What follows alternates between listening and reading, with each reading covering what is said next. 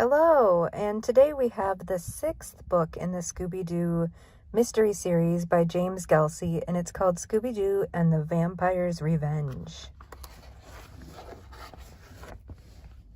Chapter 1. Rick-or-reet, Scooby barked from the back of the mystery machine. He held a brown shopping bag over the front seat. No treats here, Scooby, Fred said. Sorry. Aw, Scooby sighed. Like, don't worry, pal, Shaggy said. We'll have plenty of time to go trick-or-treating later tonight. And plenty of time to fill that great big bag, Velma added. Shaggy reached under the seat. If you think that's a big bag, he said, look at this. He showed them a long green bag with an orange pumpkin on it. Now that's what I call a trick-or-treat bag. It looks more like a duffel bag to me, Daphne said. Call it whatever you want, Shaggy said. Just don't call it empty. Fred steered the mystery machine into a parking lot. Here we are, he said, the Brickstone Towers Hotel. And we're right on time, Velma added. Right on time for what? Shaggy asked. Rick-or-reeting? Scooby asked, wagging his tail. Working, Daphne said. We promised we'd help out at the annual charity auction, remember? Right, Shaggy nodded. And then we'll go trick-or-treating, Scooby. "Okay," Scooby barked as he jumped out of the van and followed the others across the parking lot. The gang looked at the big new hotel towering over them. It was the tallest building in town. Jinkies, Velma said. That hotel is even bigger up close than I imagined. And a little spookier, too, Shaggy added. The gang walked to the hotel entrance. They stopped in front of the revolving doors.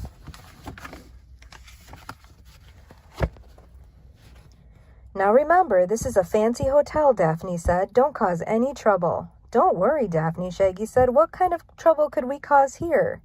I don't know, she answered, and I don't want to find out. She walked through the revolving door, followed by Fred and Velma.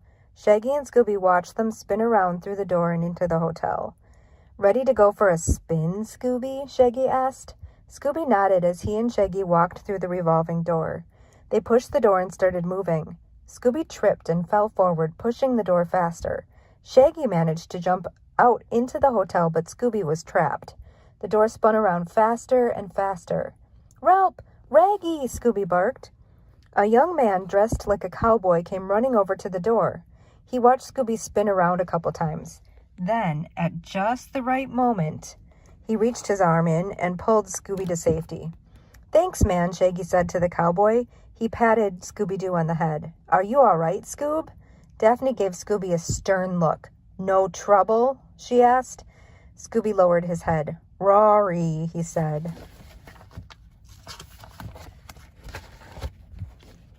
That's okay, Scooby-Doo, Daphne said. Daphne reached over and scratched his head. It's hard enough using a revolving door with 2 feet, much less 4. Now, let's find the auction so we can keep our promise. And keep you two out of trouble, Velma added. Chapter 2. The gang started walking down the hallway as the cowboy who rescued Scooby ran up to them. Excuse me, he said, smiling. He was wearing a shiny brass name tag with the name Benny written on it. Can I help you find anything? We're looking for the charity auction, Fred said. Then Fred smiled at Benny. Hey, you're the one who rescued Scooby. Scooby walked up to Benny and gave him a big lick across the face. Ranks, he barked.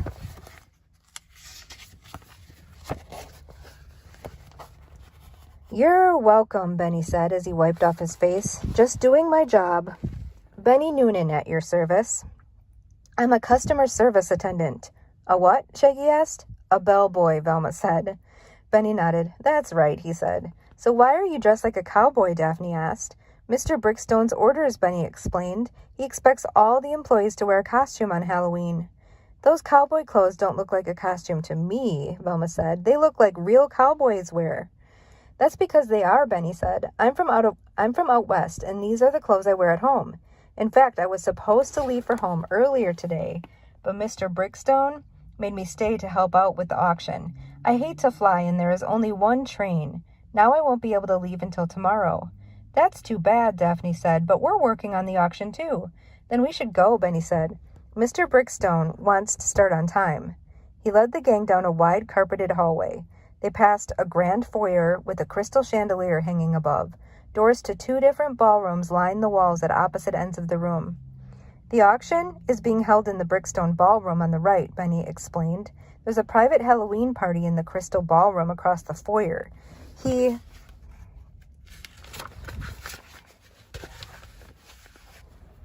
led the gang through a set of doors into the auction.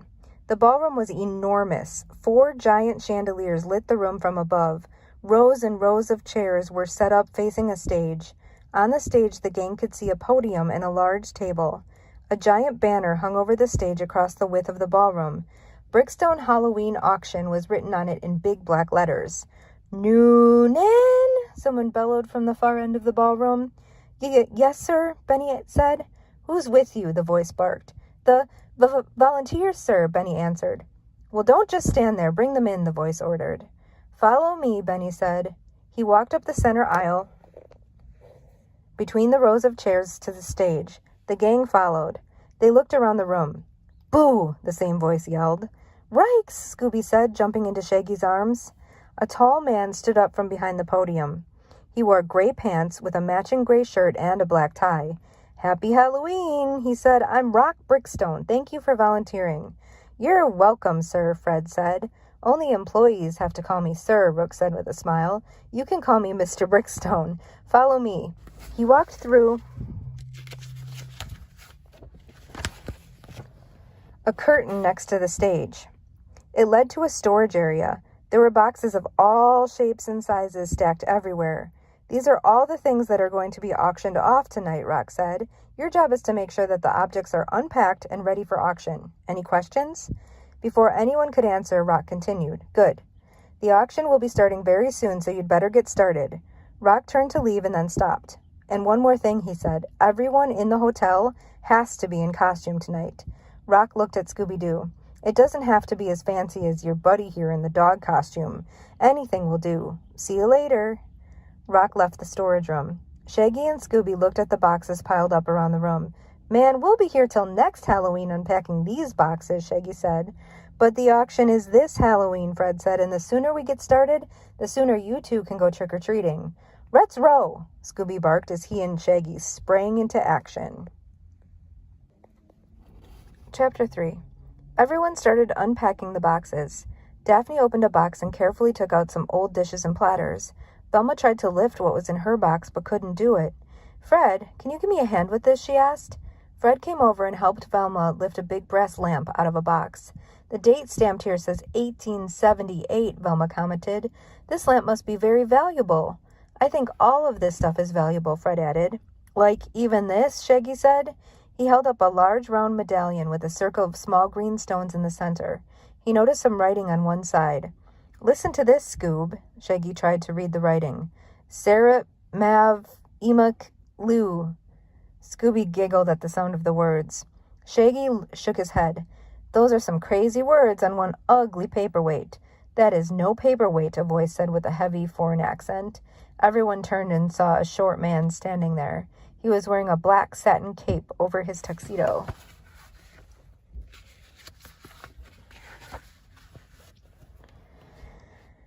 A bright yellow VIP badge hung on a gold chain around his neck. "This is the Christini medallion." "Who are you?" Daphne asked. "I am Lugo Balassi," the man said. "I collect jewels and other rare items of value. I also happen to be an expert in Transylvanian art." "You mean this medallion is from Transylvania?" Fred asked.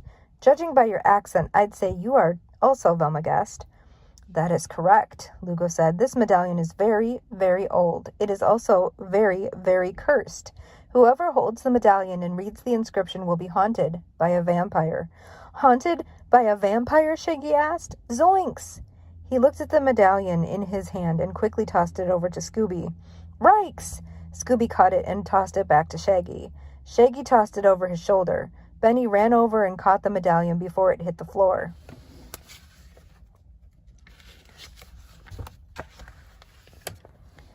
"Hey, you two, be careful with that," Daphne scolded. "That's for the auction." "Besides," Velma added, "there's no such thing as vampires." "I would not be so sure about that," Lugo said. "But I must go now. I only came back here for a quick preview of the auction items." Lugo turned and left the storage room.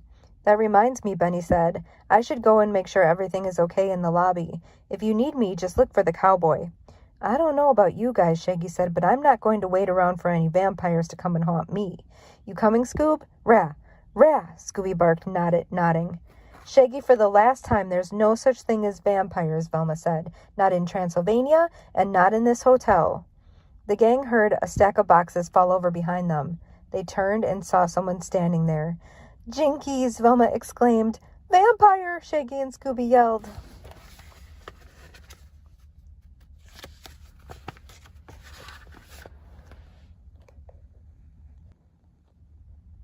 Chapter 4. The vampire stared at the gang. Then he narrowed his eyes and hissed right at Shaggy and Scooby. That's it, Shaggy said. We're out of here. He and Scooby ran through the curtain and into the main ballroom. It was full of people in costumes waiting for the auction to begin. Shaggy and Scooby found 2 empty chairs. 2 people dressed as witches sat in front of them. Shaggy and Scooby grabbed the witch hats and pulled them low over their faces.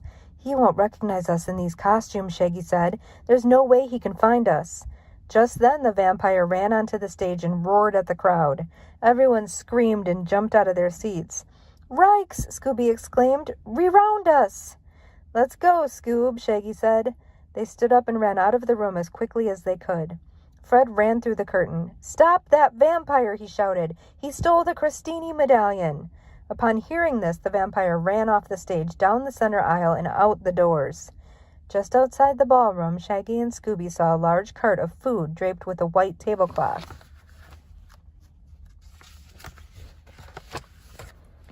I've got an idea, Scooby, Shaggy said. Follow me. Shaggy got down and crawled under the cart. Scooby followed, but managed to grab a plate of food on the way. Nice going, Scooby, Shaggy whispered. This running from vampires sure makes me hungry. Me too, Scooby agreed.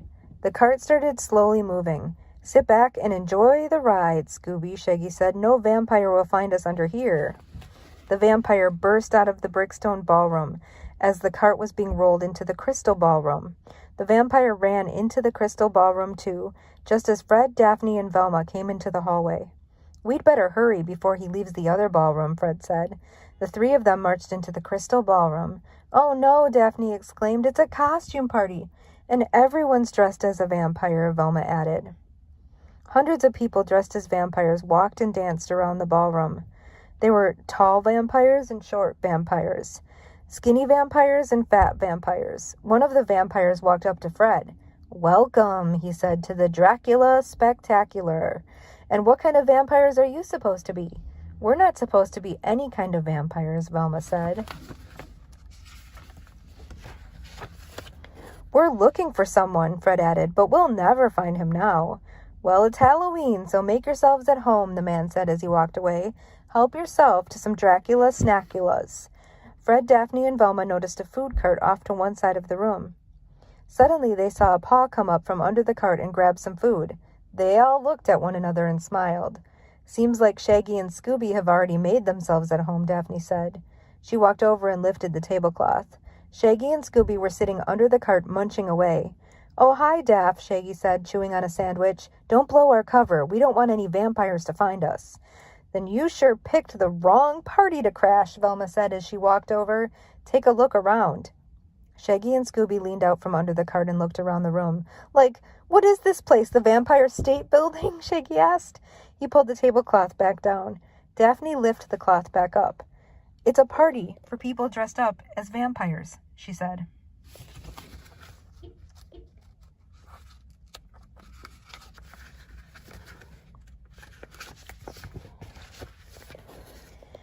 I have a hunch our mystery vampire knew exactly where to go to hide, Velma said. I think we should look for clues someplace else instead. Great idea, Velma, Fred said, nodding. Let's go. And that includes you, Shaggy and Scooby.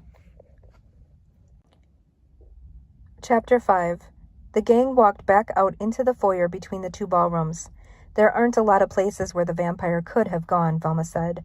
Right, Fred agreed. Daphne and I will look around the storage area. I want to see if there are any other ways out of that ballroom, Velma said. Scooby and I will check out something else, Shaggy said. What? Fred asked. Like out of this hotel, Shaggy replied. He and Scooby laughed as Benny came out of the brickstone ballroom. Hi, Benny, Daphne said. How are things in there? Everyone's calmed down, Benny said. They're going to start the auction pretty soon. Then we don't have much time, Fred said. Once the auction starts, Mr. Brickstone is going to want us to get back to work. So let's get started. Started with what? Benny asked. Looking for clues to this vampire mystery, Velma replied. And we could use your help. Really? I'd love to, Benny said. But I have to stick around here and wait for Mr. Brickstone to come back. Then can you tell me where I can find the back door to the Crystal Ballroom? Velma asked. I want to see how the vampire could have gotten out. Sure, Benny answered. Just go down that hall, turn left, and... Benny stopped talking as he noticed someone walking down the hall. Gotta go. He quickly turned and went back into the ballroom. Like, what got into him? Shaggy asked. He looked like he's seen a ghost. Well, I'm sure I can find my way, Velma said. I'll meet up with you later. She turned and walked off. What are you kids doing out here? A man asked from behind them. Fred, Daphne, Shaggy, and Scooby all jumped and then turned around. Mr. Brickstone, Daphne said. Well, he said impatiently.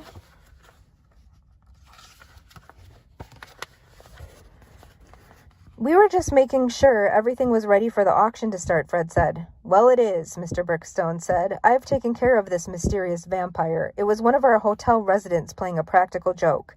Now please return to the storage room. I don't want to risk losing any more of those antiques. We're on our way, Daphne said. Mr. Brickstone turned and walked away. Well, it sounds to me like this mystery's solved, Shaggy said. Time to go. Ricker reading? Scooby asked, his tail wagging happily. Not so fast, you two, Fred said. I think there's something more going on here. You should go find Velma and see if she needs help. Daphne and I will handle everything in here for the auction. All right, Shaggy said, but don't blame us if we don't make it back because the vampire got us. Come on, Scoob. The two of them moped down the hallway. Fred and Daphne went back to the storage room. They looked around the jumble of boxes on the floor where the vampire had first appeared. Daphne pushed one aside and something white caught her eye. She knelt down to get a closer look. Fred, Daphne called, take a look at this. She pointed to 3 white footprints on the floor.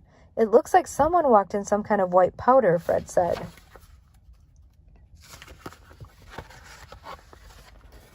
And walked right out of the wall, Daphne said.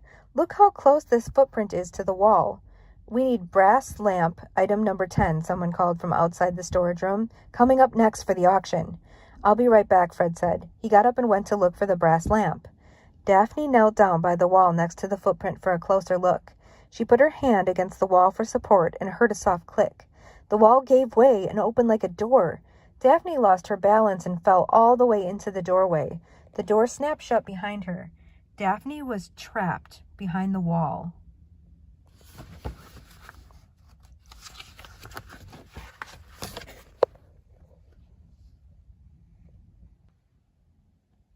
Chapter 6. Shaggy and Scooby continued along the hotel hallway. We're never going to find Velma like this, Shaggy said. Looks like it's time for some Scooby sniffing. Right, Scooby said. He put his nose to the ground and started sniffing around. Then he picked up a scent. Wristway, he barked. Scooby followed the scent and Shaggy followed Scooby. Scooby led Shaggy down the hallway, then left, then right, then up some stairs and down some others. They went through a series of doors until Shaggy had no idea where they were anymore. The scent got stronger and Scooby started walking faster. Shaggy had to jog just to keep up. Scooby finally stopped in front of an elevator. Are we there yet? Shaggy asked. Before Scooby could answer, the elevator doors opened. Scooby put his head in the elevator and took a big sniff. Rin rear, he barked. Shaggy and Scooby walked into the elevator. The doors closed and the elevator started moving. I hope you know where you're going, Scooby Doo, Shaggy said. The elevator stopped and the doors opened. Scooby looked up. Rikes, he barked. It was the vampire. He raised his arms in his big black cape and hissed at Shaggy and Scooby. Let's get out of here, Shaggy yelled. He and Scooby ran between the vampire's legs and down the hall. The vampire started to chase them, but stopped when he heard a noise. A hotel guest unlocked his door and stuck his head out into the hallway. He was also dressed as a vampire, but he smiled at Shaggy and Scooby. The other vampire quickly jumped into the elevator. When they heard the elevator doors close, Shaggy and Scooby stopped to catch their breath. Boy, that was close, Shaggy said. If I see one more vampire, I don't know what I'll do. They heard a door open behind them. A short, stocky man dressed as a vampire came out. On second thought, I know exactly what I'll do, Shaggy said. He and Scooby looked at each other. Run, they yelled. Shaggy and Scooby ran back down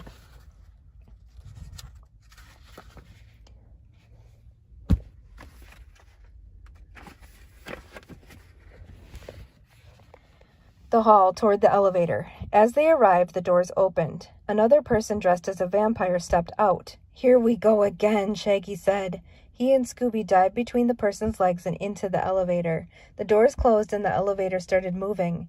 "As soon as those doors open up, Scooby," Shaggy said, "we're gone." The elevator stopped, but the doors didn't open. Instead, a set of doors behind them opened. Shaggy and Scooby rubbed their eyes. "Like, forget what I just said," Shaggy remarked. "This place doesn't seem so terrible after all." "Rue read it," Scooby said. His big pink tongue swept across his mouth and nose. Shaggy and Scooby stepped out of the elevator and found themselves in one of the hotel's kitchens. "I think this is as good a place as any to look for clues, right, Scoob?" Shaggy said. "Right, Raggy," Scooby barked. "I'll look in the refrigerator," Shaggy said. "You look in the cabinets over there." Shaggy walked over to the fridge and opened the doors. These leftovers look very suspicious," he said. "I'd better check them out." Shaggy started gathering things together to make a sandwich. Meanwhile, Scooby walked over to the cabinets. He opened one and found a whole bunch of canned fruits and vegetables. Scooby looked inside the cabinet door and noticed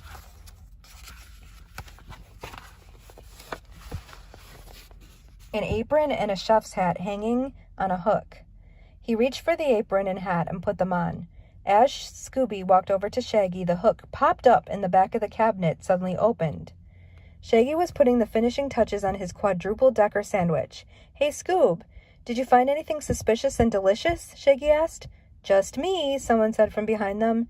Shaggy and Scooby spun around. "Daphne!" Shaggy exclaimed. "Where did you come from?" "From inside that cabinet," she replied, "and not a moment too soon." Chapter 7. "I was trapped in a secret passage behind the storage room," Daphne explained. "Just before Scooby opened the cabinet, I heard someone else walking behind me." Shaggy, Daphne, and Scooby could hear the sound of footsteps coming out of the secret passage. "Sounds like he's getting closer," Daphne said. "What are we going to do?" "I've got one word of advice for times like these," Shaggy said. "Hide!" He and Scooby dived behind the counter. Daphne picked up a frying pan and stood just outside the cabinet. The footsteps grew louder and then stopped just inside the doorway. A figure stepped out of the shadows. "Fred!" Daphne exclaimed. "What are you doing here?" She put down the frying pan. "After you disappeared, I finally got the secret door to open," he explained. "Now that I know where it leads, it makes perfect sense." Velma stepped out of the elevator just as Fred was finishing. "What makes perfect sense?" she asked. Fred and Daphne turned around and saw Velma standing there. Shaggy and Scooby peeked over the countertop. "Fred, Velma, like it's a regular reunion," Shaggy said. "This calls for a celebration. Sandwiches for everyone." He and Scooby got back to work making sandwiches. "What did you find?" Velma asked. "Daphne found this secret passage that leads from here to the storage room," Fred explained. "That would explain how the vampire got into the room without us knowing," Daphne said. "But we also found some white footprints.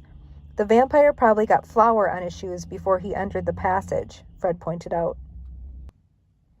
"Look what else I found in the secret passage," Daphne said. She held out half of a torn yellow VIP pass.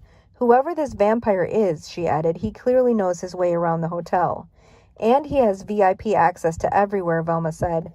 "I looked in the service hallway behind that vampire party. I found a room key that opened a hotel room on the VIP floor."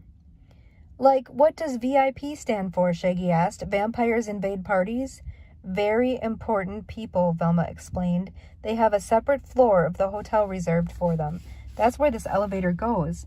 And that's where I found a couple of things. First, I found the Christini medallion's carrying case. Then I found a piece of paper with airline flights to and from Transylvania listed. And scribbled on the back of the paper were the names and phone numbers of hotels there." "Since when do vampires need airplanes to fly?" Shaggy asked. "Like, aren't they supposed to be able to turn into bats and fly on their own?" "You're right, Shaggy," Velma said. "Something tells me it's time to clip this vampire's wings." Fred agreed. "And time to set a trap." "I'm going to start in the lobby," Velma said as she walked to the elevator. "I'll meet the rest of you back in the storage room." Chapter 8. "We have to head back to the storage room now," Fred said. "Sorry, Scooby-Doo, but there won't be time for you to finish your sandwich." Scooby looked at his sandwich. He had only taken one bite. "Like, no problem, Fred-a-Rooney," Shaggy said. "Right, Scoob?" "Right," Scooby barked. Scooby opened his mouth extra wide. He flattened his sandwich between his front paws until it fit into his mouth. Then he gulped it down. Ah, he sighed as he rubbed his belly. Let's row. Daphne, since you have been through the passage once, you lead the way, Fred said. I'll stay in the back to make sure no one follows us. Daphne walked up to the doorway. Okay, boys, there's nothing to be afraid of in here. Daphne entered the secret passage. Who's afraid? I'm not afraid, Shaggy said. You first, Scooby. He pushed Scooby ahead of him into the passage. After they came out into the storage room, Fred made sure the secret door closed. When the vampire shows up again, we'll be ready, Fred said. Like, how do you know he'll show up again? Shaggy asked. Not that I would mind if he didn't.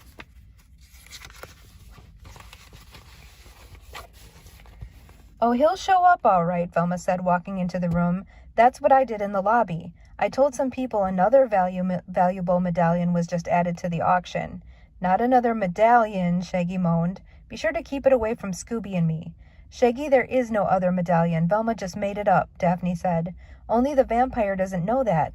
He'll think there's another valuable object here and try to grab it, which is when we'll grab him, Fred continued. That's where you come in, Shaggy and Scooby. Shaggy and Scooby looked at each other. I don't like the sound of that, Shaggy said. I asked Benny to come back here with a couple of costumes for you two, Velma said. You'll put them on and hide in the audience with the rest of the bidders. When the vampire shows up here, we'll chase him out onto the stage, and you two will grab him. Scooby started shaking his head. Row-ray, he barked. Row-ray, he barked. Will you do it for a Scooby snack? Daphne asked. Rope, Scooby said. Row vampires. How about for 2 Scooby snacks? Daphne said. Ruh-ruh. How about for 2 Scooby snacks and my whole trick-or-treat bag from later on tonight? Velma said. Scooby's eyes lit up. Ricker Reets? Rue bet, he barked as his tail wagged happily. Velma tossed 2 Scooby snacks into the air. Scooby jumped up and gobbled them down with one gulp. Benny walked into the storage room carrying 2 costumes.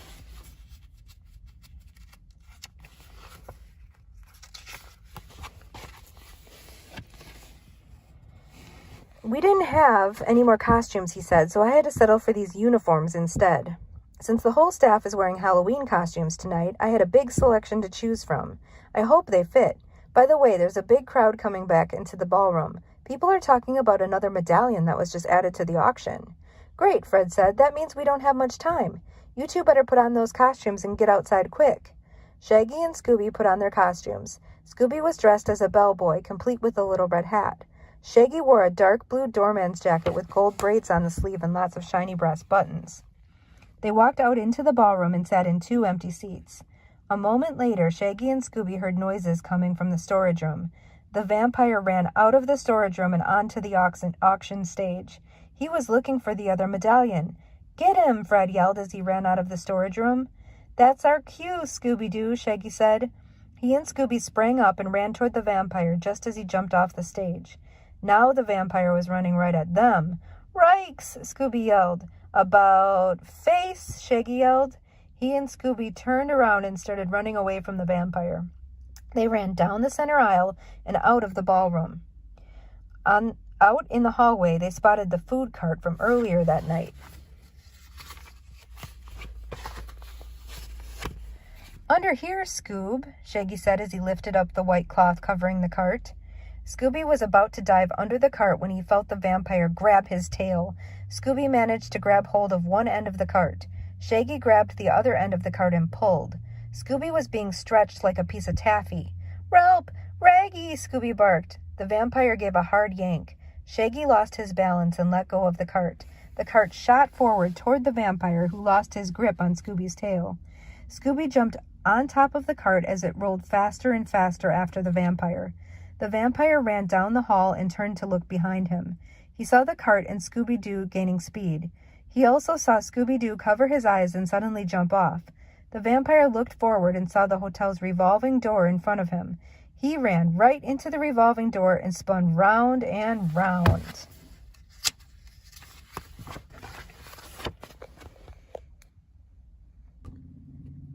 Chapter 9. When the revolving door stopped spinning, the vampire staggered out and collapsed onto the lobby floor. Everyone came running out into the lobby. Now we'll see who the vampire really is, Velma said. Fred reached over and removed the vampire's mask. Mr. Brickstone, Benny gasped from behind Fred. You're the vampire? Just as we suspected, Velma said. Of course, he wasn't our first guess. Who was? Benny asked.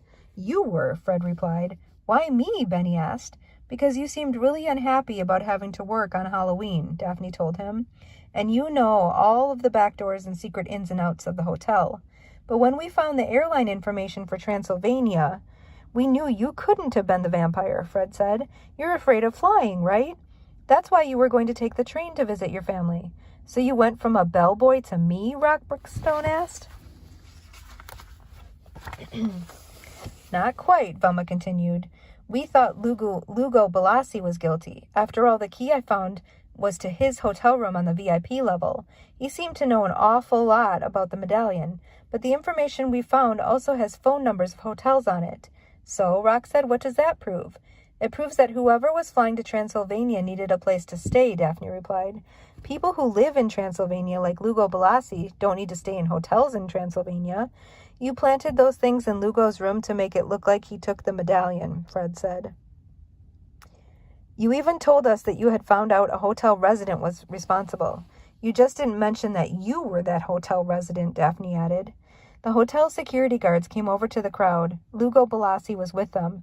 Remember those words on the medallion? Lugo asked. In Transylvanian, the words mean vampire's welcome, but this vampire has worn out his welcome. Why did you do it, Mr. Brookstone? Benny asked. I did it so I could turn the Brookstone Towers Hotel into an international chain of luxury hotels, he answered. That medallion would have given me the money and status I needed to start building hotels around the world. But what about the charity auction? Lugo asked. I had to do something to make me look respectable, Rock replied. Believe me, I didn't enjoy it. All I can say is that I would have gotten away with everything if it weren't for those kids and their meddling mutt. Rock Brookstone winced as the hotel security guards put handcuffs on him and took him away. Speaking of our meddling mutt, has anyone seen Scooby? Shaggy asked. Everyone shook their heads. Scooby Doo, where are you? Shaggy called. Rover, rear, Scooby answered. Shaggy followed Scooby's voice and found his friend sitting in an enormous bowl of Halloween candy the hotel had put out for its guests. Are you okay, Scoob? Shaggy asked. Rick-a-reet, Scooby barked. Shaggy jumped into the bowl with Scooby. And happy Halloween to you, Scooby-Doo. That's the end of tonight's book, the 6th in the James Gelsey Scooby Doo mystery series, Scooby Doo and the Vampire's Revenge. Good night.